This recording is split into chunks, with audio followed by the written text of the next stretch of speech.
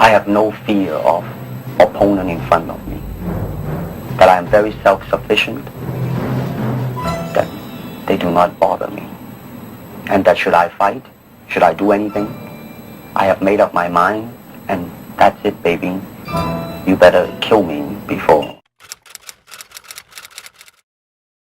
Have you ever struggled to be more disciplined?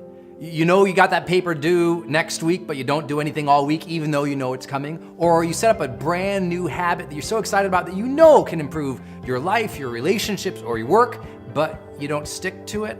Or you started that workout routine and you got really pumped up, fired up into it. You lost a couple pounds, but then 3 weeks later it was gone. And what did you blame?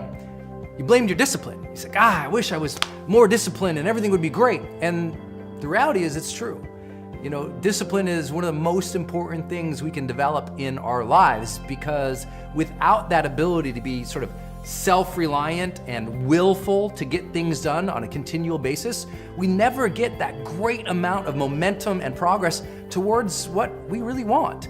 And I bet there's a lot of areas of your life that could really benefit from being more disciplined, whether you're eating healthier or working out more often, or being more disciplined about doing your art on a consistent basis, or contributing, or even being more disciplined about just speaking up for yourself when you know that you should. So how can we help you find a goal and be more disciplined? That's the topic of this video. Now I'm gonna assume a little bit that, because it's gonna be a short video, I wanna make sure that you have something in mind that you wanna be more disciplined to. So think about a major dream or a major ambition that for some reason you're like, gosh, I wish I really stuck with my sort of actions and routines more often. If you can have that in mind, then this is gonna really serve you. I have 4 ideas for you today. The first idea is to emotionally engage with that dream each morning of your life. See, a lot of people don't actually struggle with the discipline part in terms of the doing the thing. It's that they're not getting revved up to do the thing. In other words, we got a problem with motivation, not necessarily just discipline. We have a problem with that once in a while you hit it, you do the work. But a lot of times you fall off because you're not emotionally engaged in it. It's like if you want a lot of discipline, you need a high level of emotional connection and focus on that thing that you want to work towards. So every morning, what I want you to do is just start a new visualization practice.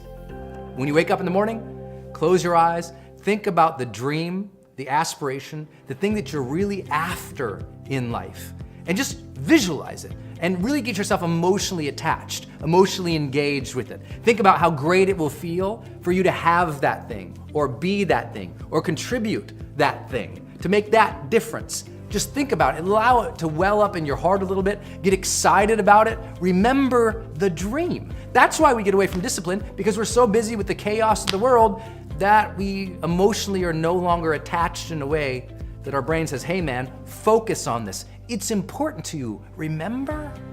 So if your heart is disengaged, it's difficult to stay disciplined. So every morning, make it a practice to actually just imagine the payoff, the benefit, the contribution, the art, the thing that you do and are doing and do contribute. If you can do that more often, you'll be more fired up and you'll stay back on track. The second thing is, we gotta handle that chaos that we talked about. So I need you to do your work before you respond to the world. It's the number one thing I'm always telling people in High Performance Academy and all my other training sessions is, if you are constantly waking up in the morning and all you do is just reply to everybody, and you're replying to their texts, you're replying to their needs, you're replying to their emails, all of a sudden the day is ripped away and you find yourself out of your own routine. But if you set up your morning to win, or you set up blocks of time to win, as we'll talk about, and you do that first, do your work first, it's easier to stay disciplined. If you're saying, you know what, this year I want to, in these next couple months, I want to be more healthy, great. Get your health stuff out of the way in the morning. Create your shake, do your workout, create a healthy lunch to take to work, and you're off and going to a good start. But if you wait for the remainder of the day for discipline to strike, it never will.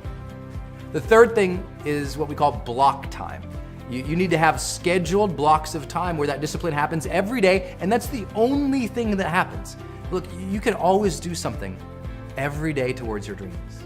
And if you believe that, it could be just something small. It could be doing a little bit of research, journaling, taking that action, creating that presentation, making that call, whatever it is for you. You can do something every day. And if you believe that, then you need time to do that. And that time, what we call block time, you say, okay, today from 1 o'clock to 3 o'clock, I'm only doing this thing that I need more discipline towards. And during that time, you don't check your email, you don't do your Facebook, you don't browse the internet. All that happens during that time is what you're supposed to be doing. The reason a lot of people don't have discipline in their life is they're letting their day be ruled by randomness. They don't have blocks of time that have actually been scheduled to do the thing they're supposed to do. So they're counting on sudden will. Oh, I'll get to that today, or I'll get to that someday. And of course, someday turns into never, and then they start blaming their discipline. It's not their discipline, it's the lack of a calendar that says, do this now. So schedule what you must make happen, and you'll suddenly find yourself, wow, I'm so disciplined. And then the last piece is, you gotta set up some social rewards. It's hard to stay disciplined at something if you're never getting any payoff from it. We can take that first step I told you about visualizing something. But if you get some small wins along the way and you're never celebrating with other people, then your brain says, this isn't benefiting me. And I really mean that. You have to do it with other people. You have to have that connection with others to celebrate, to keep your will intact, to keep doing the thing you're supposed to be doing. It's so important for you to do this. If you're a writer and you finish a chapter, call up a friend, say, hey, you know what? I finished the chapter I was supposed to finish today. Let's go out for a drink.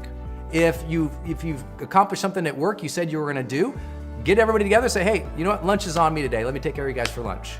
If you finally achieved something that you've been working towards for so long, you need to take some time to go out with friends and family and just talk about the process. Talk about how it felt to finally complete this thing. See, if we're never celebrating, we're never gonna develop real discipline.